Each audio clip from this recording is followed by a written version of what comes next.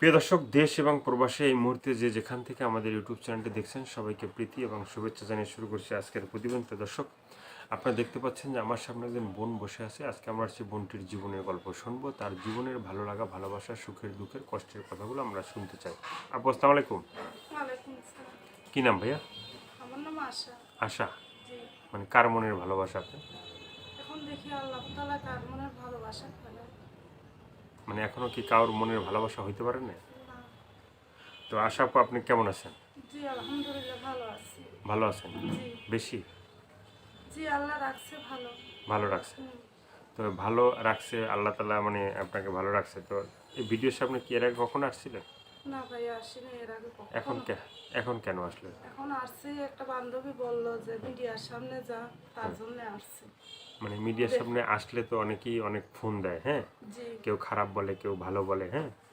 তো অনেকের মানে ভালো লাগে, আবার অনেক খারাপও লাগে। জি। তো সেই কথাগুলো, ভালো লাগা খারাপ লাগা কথাগুলো কি আপনি শুনতে পারবেন? না দর্শক ভাইদের কাছে একটাই অনুরোধ চাই, যাতে আমার খারাপ কথা না বলে। আমি কোনো টাকা পয়সা কিচ্ছু চাই না। হ্যাঁ। আমি শুধু একটা ইমানদার মন চাই, যে আমারে দুই বেলা দুই মুঠো ডাল ভাত খাওয়াবে, হ্যাঁ। পর্দা ভাজা রাখতে পাবে। হ্যাঁ। আমি তার হয়েই সারা জীবন থাকবো। আমি তার কাছেই বিয়ে বসবো। আমি টাকা পয়সার জন্য আসি নাই। হ্যাঁ। আমি শুধু একটা ইমানদার মনের জন্য আসি। মানে ইমানদার একটা মানুষ যদি আপনি পান, আপনি কি মানে আপনার মনের ভালোবাসা দিবেন? জি জি আলহামদুলিল্লাহ দেবো। দিবেন। হ্যাঁ। তো আপু কি নামাজ টামাজ ঠিকঠাক মতো পড়েন? হ্যাঁ আমি 5 ওয়াক্ত নামাজ পড়ি, আল্লাহর নামে রোজা রাখি। হুম। আমি নামাজ পড়ি। নামাজ আমি পড়েন, খুব পর্দা ভাজে থাকি। পর্দাবাজে থাকেন। জি। তো আমরা চাই যে এভাবেই মানে আপনাকে মানুষ যে ফোন দিবে বা কথা বলবে, হ্যাঁ, কথা বলার পরে যেন আপনি ঠিকঠাক মতো সবার সাথে মানে কথা বলেন, হ্যাঁ। জি। তো আশা আপু, মানে ইমানদার মানুষ তো মানে অনেকেই ফোন দিবে, হ্যাঁ, জি। ফোন দিয়ে অনেকে আপনার মানে সম্বন্ধে জানতে চাবে যে একজন ইমানদার মানুষ যে চায় সে আবার মানে কেন এই ভিডিওর সামনে আসলো, ঠিক আছে। তো এটা আপনার মতামত কি? আপনি কেন যে আসলেন, কি কষ্টটা আছে, ঠিক আছে, সেই কি কষ্টগুলো যদি কষ্টটা? দর্শক না জানে, না বুঝে, জি। হ্যাঁ, তখন তো আপনার পাশে থাকবে না। আমার পৃথিবীতে কেউ নাই, শুধু একটা আম্মু আছে। আমার আব্বুও নাই, মারা গেছে না। হুম। শুধু একটা আম্মু আছে আর আমি আছি, আর কেউ নাই। আমার ভাই বোনও নাই। আমার আম্মু নিয়েই আমি থাকি। হুম। তো আমার একটা বান্ধবী বললো, আমি একটা পার্লারে কাজ করি। হুম। আমার বান্ধবী বললো যে মিডিয়ার সামনে যা। না, সেটা তো শুনলাম যে আপনার বান্ধবী বলছে এই জন্য আপনি মিডিয়ার সামনে আসলেন, ঠিক আছে।